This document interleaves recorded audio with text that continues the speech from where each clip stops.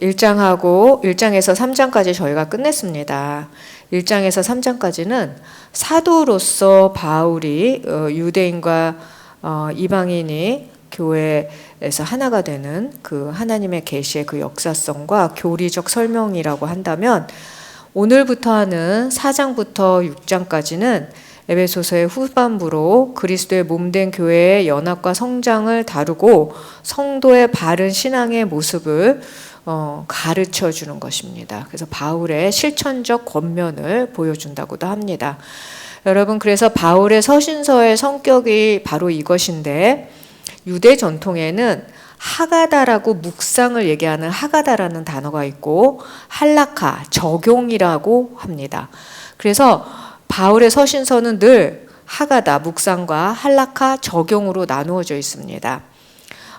그래서 성도의 그 행동 양식인 그 할라카는 건강한 말씀의 가르침인 교리, 하가다 위에 세워져야 합니다. 그래서 지난주까지 우리가 1장에서 3장까지 교회에 관한 그 교리를 배웠다고 한다면, 오늘부터는 행동 양식, 신앙에 어떤 것이 건강한 신앙인지, 성장하는 신앙인지 가르쳐 줄 것입니다. 오늘부터 6장까지 그렇게 할 것입니다. 그래서 오늘 본문 4장 1절부터 6절에서는 그 1절하고 3절은 교회 연합과 일체에 관한 내용이고, 4절부터 6절은 교회 연합의 이유, 왜 연합해야 되는지에 대한 이유를 밝힙니다. 1절에 보면 그러므로라고 합니다. 그러므로는 전주에 하나님의 그 비밀이 계시된 것이 교회라고 그랬죠, 여러분? 그 교회의 그 비밀이, 하나님의 비밀인 그 교회가 성도의 부르심과 어떻게 연결되는지 그것을 연결하는 것이 바로 그러므로입니다. 그리고 주를 위해 갇힌 몸에, 여러분 이게 옥중서신이라고 그랬죠? 네, 그래서 지금 바울은 갇힌 상태입니다. 갇힌 상태에서 여러분에게 권면한다고 합니다. 그래서 권면하라는 헬라어로 파라칼로인데 요청하다, 촉구하다는 의미가 좀 강한 단어입니다. 그래서 바울은 자신이 에베소 교회에서 멀리 떨어진 로마에 갇혀 있는 상태이지만 에베소 교회가 부르심에 합당한 삶을 살기를 바라는 그 간절한 호소와 자신의 또한 강력한 의지를 함께 보여주고 있습니다. 부르심에 합당하게 살라고 합니다. 왜냐하면 부르심을 받았으니, 그러니까 교회로 부르신 것입니다. 그러면 어떻게 해야 됩니까? 그 부르심, 교회로 부르심에 합당하게 살아야 하는 것입니다. 구원으로 부르시는 하나님의 뜻은 개인의 차원에 머무는 것이 아닙니다, 여러분. 나를 개인으로 부르지 않으십니다. 하나님 부르시더라도 공동체 안에 집어넣으십니다. 교회 안에 넣으시는 것입니다. 부르심은 어떤 부르심입니까? 사망에서 생명으로의 부르심이고, 죄에서 거룩으로의 부르심이고, 또한 어둠에서 빛으로의 부르심이고, 분리에서 연합으로의 부르심입니다. 바로 교회가 부르심을 받은 사람들의 공동체인 것입니다. 또한 성도의 신분은 그 부르신 자들이라는 그 신분과 사십시오, 합당하게 사십시오의 그 사십시오의 삶이 균형을 이루는 것. 균형이라는, 합당하다는 단어는 균형을 이룬다, 조화를 이룬다라는 원래 의미를 가지고 있습니다. 그래서 어떻게 해야 됩니까? 신분에 맞게 조화롭게 균형 잡혀서 살라, 그렇게 말하고 있는 것입니다. 2절에 온전히 겸손하고 온유하게 행동하고 오래 참음으로 행동하되 사랑 가운데 서로 용납하고 라고 합니다. 본절에서는 성도가 이루어가야 할 성품을 보여줍니다. 바로 성령의 열매라고도 합니다.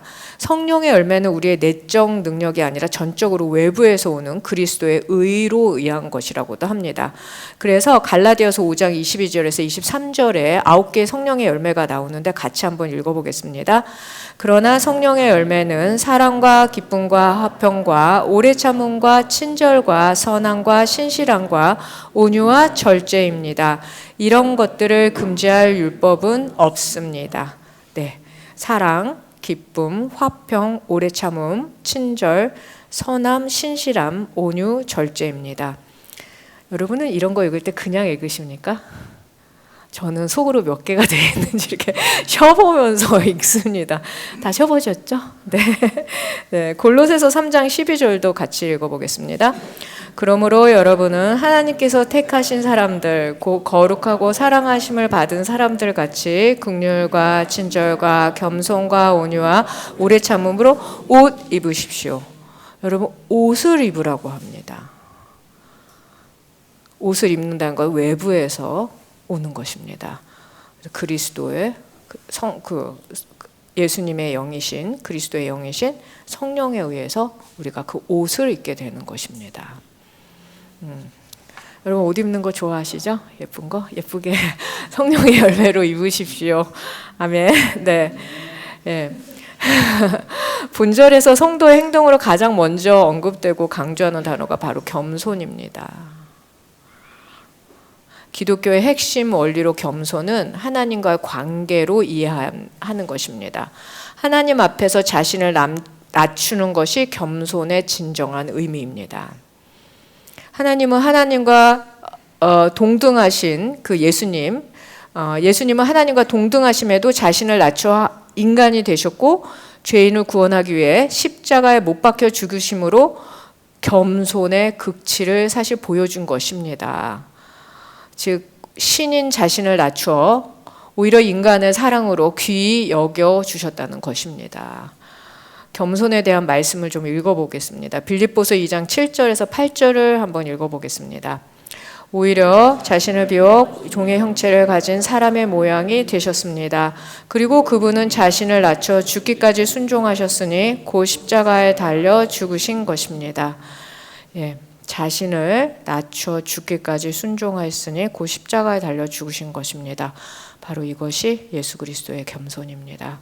여러분도 어떻게 하셔야 됩니까? 이렇게 기도하시기 바랍니다. 아무도 대답. 네, 빌립보서 2장 3절 5절도 한번 읽어보겠습니다. 무엇을 하든지 이기심이나 허영으로 하지 말고 서로 겸손한 마음으로 다른 사람들 자기보다 낮게 여기십시오. 여러분은 각자 자기 자신의 일을 돌볼 뿐 아니라 다른 사람의 일도 돌아보십시오. 여러분 안에 이 마음을 품으십시오. 이것은 그리스도 예수 안에 있는 마음이기도 합니다. 여러분, 겸손한 마음이 그리스도 예수 안에 있는 마음인 것입니다. 다른 사람이 나보다 better, 더 낫다고 생각하는 것입니다. 여러분 이렇게만 생각하면 아무 문제가 안 생깁니다. 내가 저 사람보다 낫다고 생각했을 때 늘 문제가 생기는 것입니다. 아무리 연약한 어린아이라도 아무리 연약한 자라도 내가 그렇게 생각할 수 있으면 여러분 정말 여러분의 그 신앙에서 많은 것을 이루시는 것입니다. 아멘. 네. 두 번째 행동은 무엇입니까? 온유입니다. 온유는 약한 가운데 온순함을 의미하는 것이 아니라 강하지만 절제함으로 나타내는 부드러움을 의미합니다. 그래서 온유를 어떤 신학자는 길들어진 야생마 또는 망아지라고 표현하기도 합니다. 야생마인데 길들어지는 것입니다. 망아지인데 길들여지는 것입니다. 천지를 창조하시고 심판의 능력과 권세를 가신 그리스도는 십자가를 지심으로 하나님 아버지의 뜻에 따르는 온유를 보여주신 것입니다. 그래서 성경적 온유는 주님을 따르는 순종을 의미합니다. 또한 내적으로 강건한 속사람을 가지고 있는 사람이고 외적으로는 따뜻하고 부드러운 말과 행동으로 이웃을 대하는 바로 그것이 온유입니다. 여러분, 속사람은 강건하셔야 합니다. 네, 겉에 외부에서는 외적 행동은 따뜻하고 부드러우시기 바랍니다. 온유에 대한 성경 구절도 읽어보겠습니다. 마태복음 16장 24절 말씀 읽어보겠습니다. 그때 예수께서 제자들에게 말씀하셨습니다. 누구든지 나를 따르려거든 자기를 부인하고 자기 십자가를 지고 따라야 한다. 즉 무엇입니까 여러분? 자기를 부인하는 사람이 온유한 사람입니다. 자기를 부인하고 하나님께 주님께 순종하는 사람이 온유한 사람입니다. 사무엘하 22장 36절에도 같이 읽어보겠습니다. 주께서 내게 주의 구원의 방패를 주셨고 주의 온유함이 나를 크게 하셨습니다. 네. 주님의 온유함이 나에게 크게 역사하고 나의 온유함이 되는 줄 믿습니다.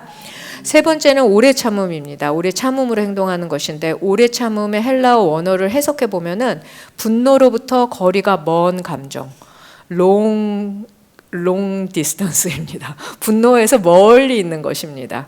네, 즉 분노를 자제할 수 있는 감정이 오래 참음입니다. 하나님의 성품을 가리킬 때 자주 쓰는 단어이기도 합니다. 구원받은 성도로 우리가 여전히 죄를 완전히 끊지 못하는데도 우리의 삶에서 하나님의 자녀라는 신분을 유지할 수 있는 것은 먼저 하나님의 우리를 끝없이 참아주고 계시는 것입니다. 그래서 그 다음 우리는 어떻게 해야 됩니까? 다른 지체를 향해 끝없이 참아줘야 하는 것입니다. 하나님이 나한테 그렇게 하셨기 때문에 나도 다른 사람한테 그렇게 할 수 있게 되는 것입니다. 하나님이 나를 참아주고 계셨고 지금도 참아주신다는 것을 깨닫는 사람은 다른 사람을 참아줄 수 있습니다. 즉 타인의 연약함을 참고 견디라는 것입니다. 그러나 이런 우리의 인내는 인간적 의로 하는 것이 아닙니다. 그래서 우리의 힘으로 할 수 없다는 고백을 통해서 성령의 능력, 성령의 도우심으로 이루어지는 것입니다. 그래서 뭐 해야 됩니까? 끊임없이 성령의 도움을 구해야 되는 줄 믿습니다. 오래 참음에 대한 성경 구절도 읽어보겠습니다. 고린도전서 13장 4절 읽어보겠습니다. 사랑은 오래 참고 친절하며, 사랑은 시기하지 않으며, 자랑하지 않으며, 교만하지 않으며. 여러분, 다른 사람은 시기하지 않고 별로 자랑도 하지 않고 교만하지 않고 또 친절하고 다른 사람을 용납해 준다면 그게 사랑인 것입니다. 야고보서 5장 7절 8절도 같이 읽어보겠습니다. 그러므로 형제들이여 주께서 오실 때까지 오래 참고 기다리십시오. 보십시오. 농부는 땅의 열매를 참고 기다리며 이를 위해 이른 비와 늦은 비가 내리기까지 기다립니다. 여러분도 오래 참고 여러분의 마음을 굳건히 하십시오. 주의 강림이 가까이 왔기 때문입니다. 네, 주님 오실 때까지 오래 참고 기다리라고 합니다. 그래서 농부는 어떻게 합니까? 열매를 기다리죠. 참고 기다립니다. 이를 위해서 이른 비 늦은 비가 내릴 때까지 기다린다고 합니다.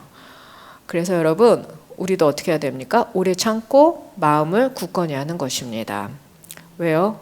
주님 반드시 강림하실 것이고 재림하실 때 그때 저는 여러분이 다 주님을 떳떳이 기쁨으로 맞이할 수 있는 상태였으면 좋겠습니다. 그리고 사랑 가운데 서로 용납하라고 합니다. 용납을 다른 말로 하면 용서라고도 합니다. 다른 사람을 있는 그대로 받아주는 것, 그 관대함이 바로 용서이고 용납입니다. 그것이 가능하기 위해서는 앞에 겸손, 온유, 오래 참음의 과정이 필요한 것입니다. 다양한 삶의 방식을 가지고 모인 사람들이 하나의 공동체로 사는 것은 여러분 가정에서도 남편하고 아내가 그 마음이 맞기가 쉽지 않습니다. 제일 안 맞는 것이 있습니다. 네. 자녀? 아이고 내 마음대로 하나도 안 됩니다. 그렇죠? 부모? 내 마음 하나도 못 알아준다고 합니다. 아이들하고 얘기해보면. 그렇습니다. 그런 사람들이 모여 사는 가정도 그런데 교회 공동체 오죽하겠습니까, 여러분? 그래서 서로 허물을 덮어주는 사랑 없이는 가능하지 않습니다. 신적인 사랑을 얘기하는 아가파오는 자신을 희생하여 타인의 유익을 이루는 이타적인 사랑을 의미하는 것입니다. 그것이 바로 예수 그리스도의 십자가의 사랑입니다. 사랑 가운데 용납하는 구절을 좀 읽어보겠습니다. 골로새서 3장 13절에서 14절 같이 읽어볼까요? 누가 누구에게 불평거리가 있더라도 서로 용납하고 서로 용서해 주십시오. 주께서 여러분을 용서하신 것 같이 여러분도 그렇게 하십시오. 그리고 이 모든 것 위에 사랑을 더하십시오. 사랑은 온전하게 묶는 띠입니다. 제가 이 말씀 때문에 골로새서를 좋아합니다. 이대로 살면 됩니다, 여러분. 불평거리가 있더라도 왜 불평이 없겠습니까? 그래도 용납하고 용서해 주는 것인가? 있는 그대로 받아주는 것입니다. 주님도 여러분한테 그렇게 하시잖아요. 여러분, 주님이 여러분한테 이렇게 바꿔라 저렇게 바꿔라 막 그렇게 하십니까? 그렇게 하지 않으십니다. 여러분도 주님께 배워서 다른 사람에게 하시기 바랍니다. 그리고 그 모든 것 위에 사랑을 더하시기 바랍니다. 무엇입니까? 내가 좀 희생하더라도, 내가 좀 참더라도 다른 사람의 유익을 구하는 것입니다. 여러분, 저는 사실 이렇게 말을 잘 하지 못합니다. 이렇게 설득력 있게 얘기 잘 못합니다, 사실은. 그런데 제가 하나님을 믿으면서 하나님한테 이런 걸 배웠습니다. 나를 용서해 주신 그 하나님, 나를 용납해 주시고 나를 사랑해 주시는 하나님이 제 안에서 경험이 되니까 제가 그렇게 하게 됩니다. 제가 너무 신기합니다. 저 원래 그런 사람 아니거든요. 되게 빡빡한 사람이었습니다. 예, 여러분도 그렇게 주님한테 배우시기 바랍니다. 예, 이게 그냥 지식으로 아는 것이 아니라 내 몸의 습관처럼 내 몸의 일부가 될 수 있도록 기도하시기 바랍니다. 3절에 화평에 매는 줄로 성령께서 하나 되게 하신 것을 힘써 지키십시오. 여러분, 이제 3절부터 하나라는 단어가 몇 번이 나오는지 한번 보시기 바랍니다. 일단 3절에서 한번 나왔습니다. 하나 되게 하신 것을 힘써 지키십시오. 이렇게 얘기합니다. 3절은 성령 안에서 하나됨을 힘쓰라는 것입니다. 이미 성령 안에서 유대인과 이방인이 하나가 되는 교회를 주셨으니 흩어지지 말고 힘써 지키라는 것입니다. 화평은 히브리어 에이레네고 헬라어로 에이레네고 히브리어로 샬롬이라고 제가 말씀 여러 번 드린 것 같습니다. 화평은 성도 개인뿐이 아니라 교회 공동체의 다른 지체들과 함께 누려야 하는 것을 강조하는 것입니다. 여러분, 나는 화평한데 내 옆에 있는 사람들은 나 때문에 하나도 안 화평하다면 안 된다는 것입니다. 내가 화평을 누렸을 때 그 화평 옆에 사람도 같이 누리게 되는 것이 바람직하다는 것입니다. 그래서 이미 하나로 주신 교회를 오래 참는 그 용납하는 사랑으로 애써 지키는 것입니다. 힘써 지키는 것입니다. 인간의 죄성은 하나 되는 걸 더 좋아할까요? 분열하는 걸 더 좋아할까요? 분열입니다. 하나 되는 것보다 분열하는 거 더 훨씬 잘합니다. 더 익숙합니다. 그렇죠? 그리고 쉽게 분열하는 거 우리가 너무나 서로 다 잘 압니다.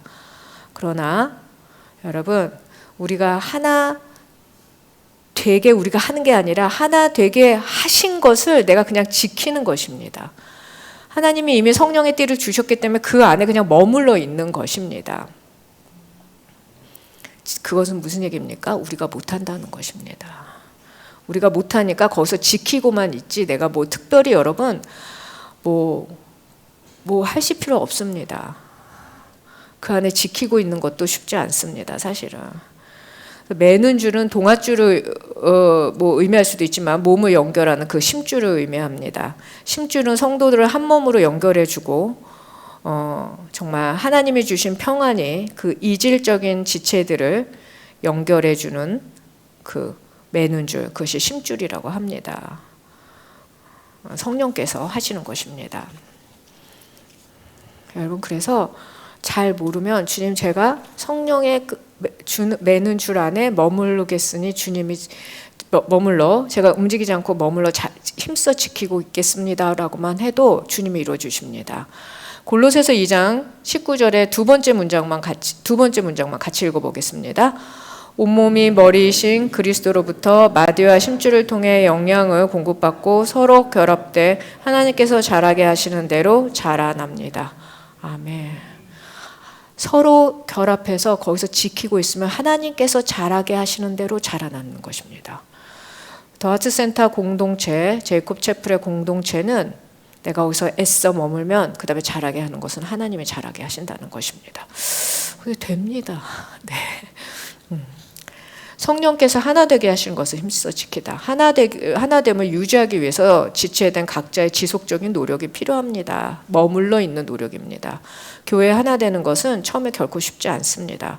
교회 구성원들이 서로 마음을 같이 하고 같은 사랑을 갖고 뜻을 합치며 한 마음을 품기 위해 애써 지키는 것입니다. 그 마음을 버리지 않고. 그래야 비로소 하나님이 주신 값진 성령의 열매를 맺는 줄 믿습니다. 빌립보서 2장 2절도 같이 읽어보겠습니다.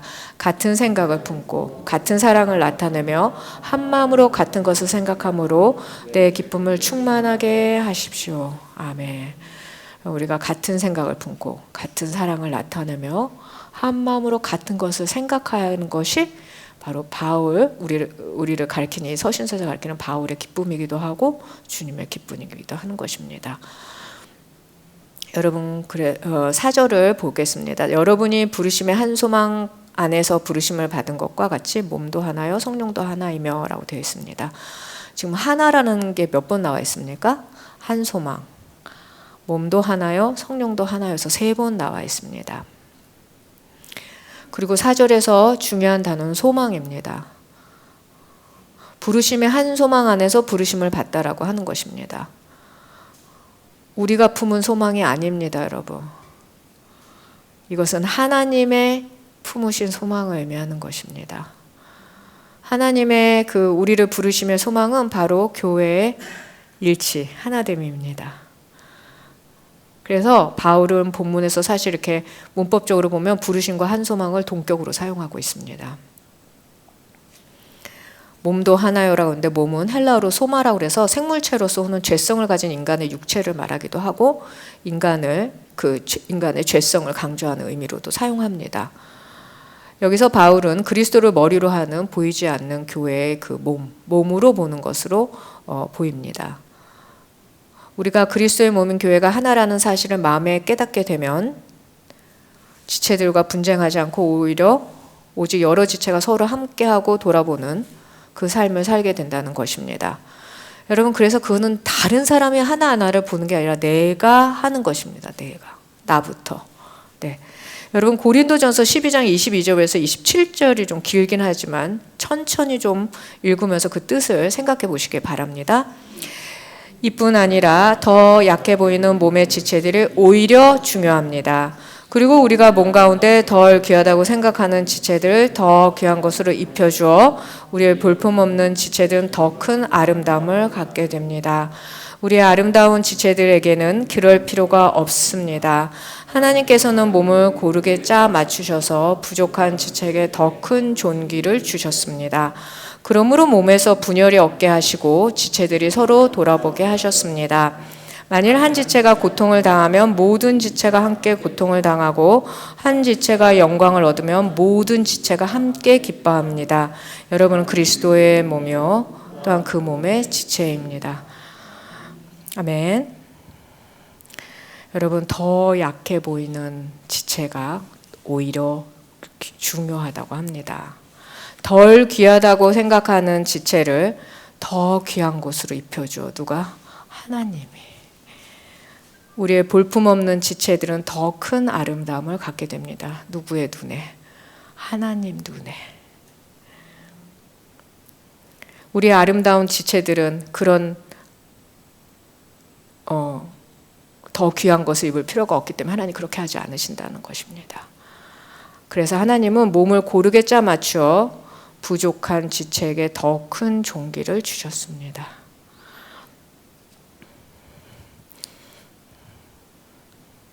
여러분, 저는 이게 너무 좋습니다. 교회 공동체는 이런 데인 것입니다. 세상에 어디에 이런 공동체가 있습니까, 여러분? 저는 못 봤습니다, 솔직히. 그런데 하나님은 부족한 지체에게 더 큰 존귀를 주십니다. 주님은 그렇게 보십니다. 여러분, 우리가 주님의 그 관점을 가져야 합니다. 그리하여 몸에서 분열이 없게 하시고 지체들이 서로 돌아보게 하셨습니다. 그래서 한 지체가 고통을 당하면 모든 지체가 함께 고통을 당하는 것이고 한 지체가 영광을 얻으면 모든 지체가 함께 기뻐하는 것입니다. 그래서 제가 우리 그 공동체 가운데 자기가 이렇게 힘들 때만 뭐 이렇게 얘기해서 뭐 어쩌고 그렇게 얘기하시면 제가 괜찮다고 합니다. 우리가 부족한 지체들을 더 돌봐야 되고 더 기도 열심히 해야 되고 더 섬겨야 되는 것입니다. 세상에선 그렇게 하면 억울할 수도 있습니다. 그런데 우리는 왜 그렇게 합니까? 하나님이 그들에게 더 존귀함을 입혀줬기 때문에. 우리도 그렇게 해야 되는 것입니다. 아멘. 교회가 하나가 되는 것이 바로 하나님이 주신 바로 이 소망을 이루는 것입니다. 성령도 하나라고 합니다. 교회가 닿게 되는 것은 성령이 계셔야 합니다. 여러분, 성령이 떠난 공동체도 있을까요? 많습니다, 여러분.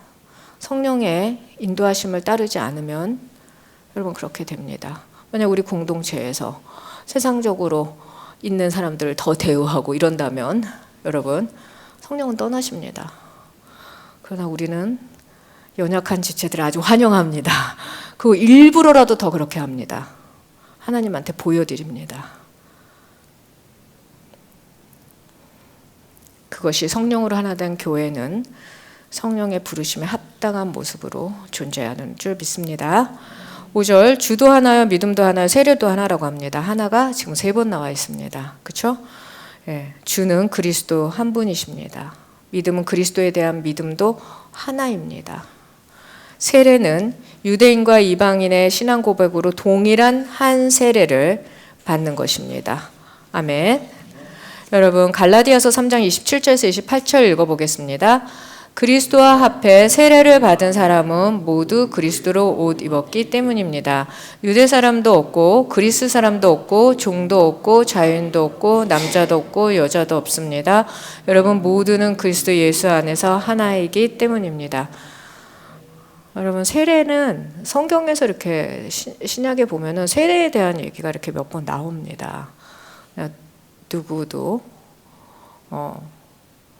차별하지 않으시고 공평하게 주시는 세례인 줄 믿습니다. 그래서 가톨릭에서 영세받죠. 우리 개신교에서 세례도 하고 성공회도 있고 정교회도 있습니다. 예수 그리스도 안에서 성령의 능력으로 하나 되는 줄 믿습니다. 아멘. 6절, 하나님도 한 분이시니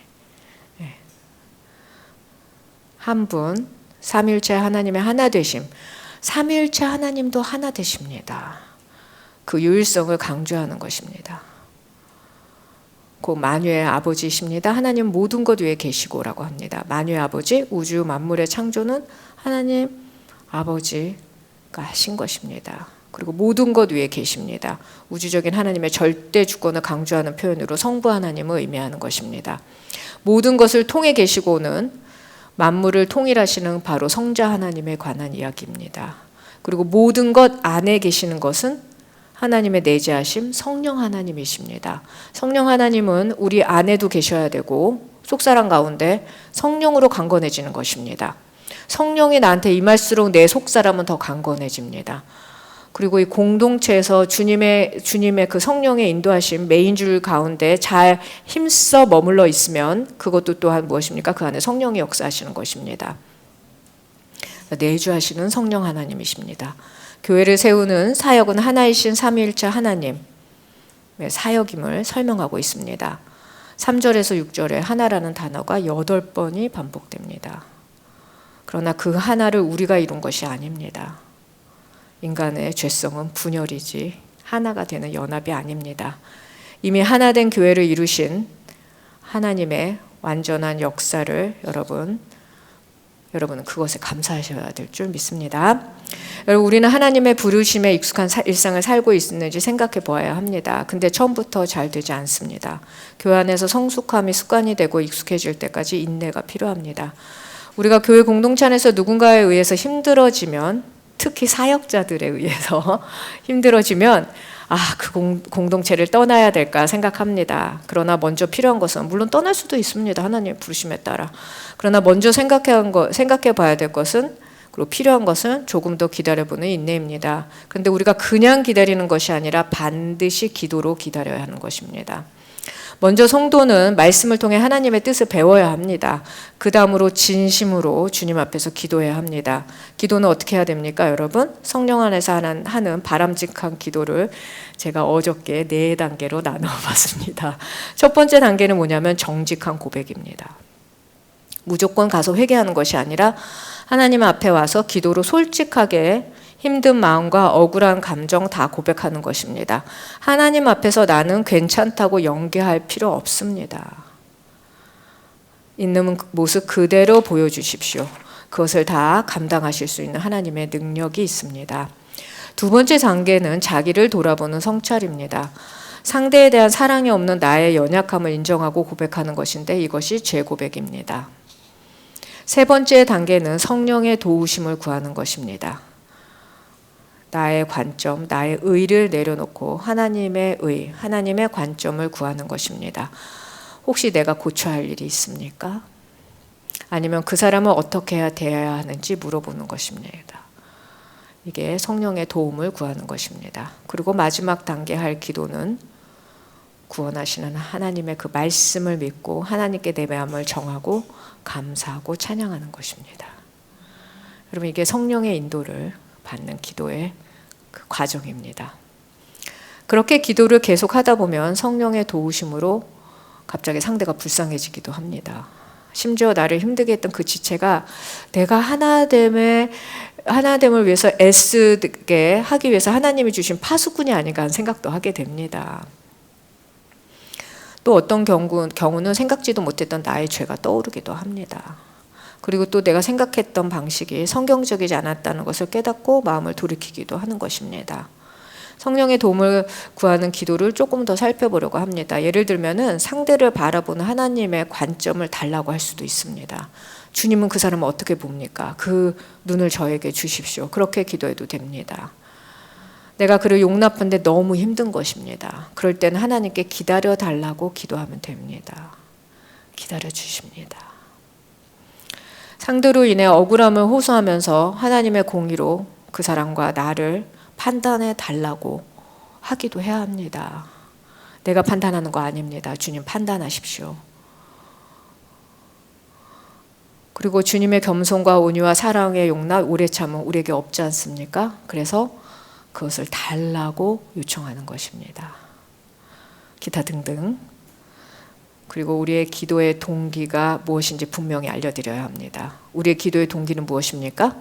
교회 안에서 하나 되기 위한 것이란 걸 분명히 하나님께 또 상기시켜 드립니다. 그렇게 하실 거죠? 아멘. 네. 여러분, 제가 기도를 그렇게 한다는 것입니다. 그래서 어제 4단계를 정리해 봤습니다. 네.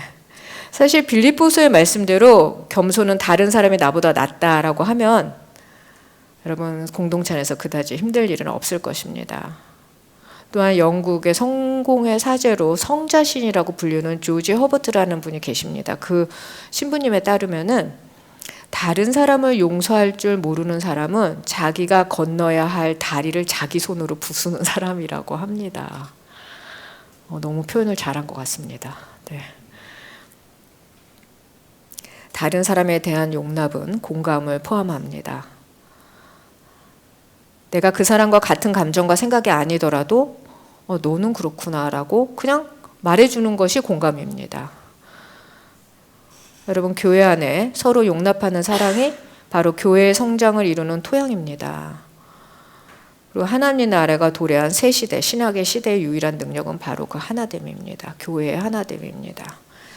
이런 용납은 사실 우리에게 익숙한 것도 아니고 쉬운 일도 아니고 성경 본문에서도 힘써 하나됨을 지켜야 한다고 합니다. 뭐를 하라고 하는 것이 아니라 그걸로 버티고 있으라는 것입니다. 그래서 때로 많은 시간 입을 다물고 기도하며 애써 기다려야 합니다. 여러분, 저는 사실 이런 경험 사실 솔직히 좀 많습니다.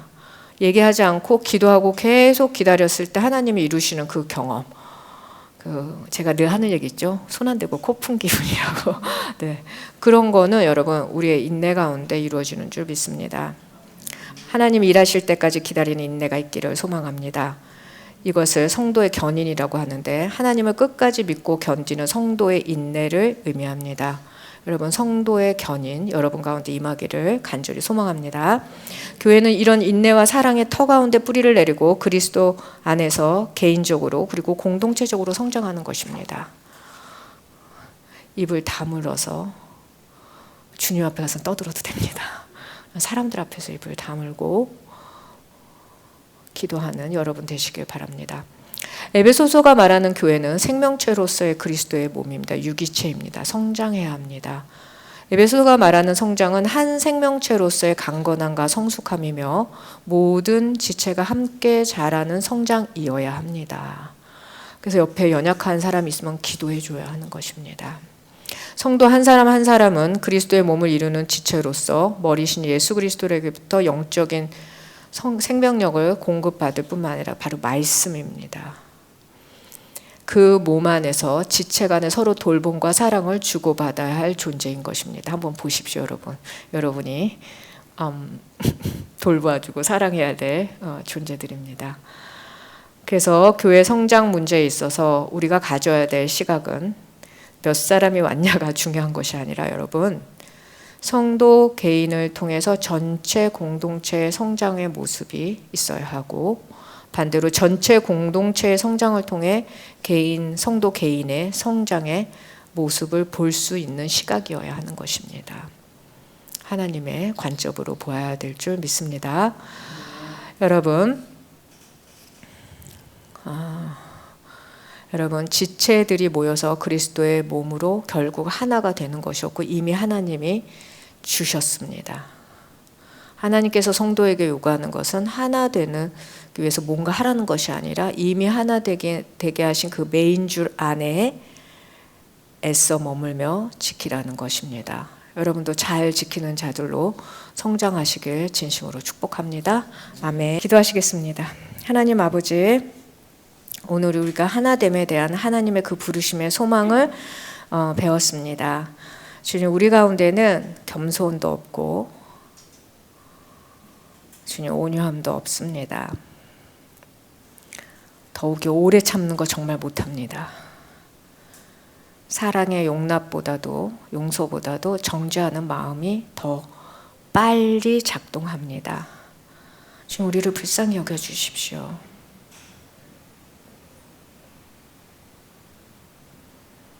연약하고 부족한 지체를 용납하지 못하는 우리를 불쌍히 여겨주십시오. 주님의 때를 기다리지 못하는 우리를 불쌍히 여겨주십시오. 주님, 이제는 우리가 주님 앞에서 마음을 정합니다.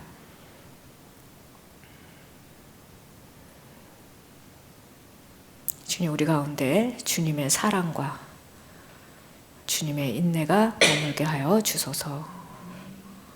주님, 우리가 그것을 간절히 구합니다. 우리에게 가르쳐 주십시오. 성령 하나님, 우리에게 가르쳐 주십시오. 우리가 기꺼이 배우겠습니다. 그래서 주님이 주시는 이 공동체 가운데 하나됨을 애써 지키는 자로 날마다 성장하는 더하트센터 제이콥 채플 되게 하여 주소서. 감사드리며 우리 주 예수 그리스도의 이름으로 기도합니다. 아멘.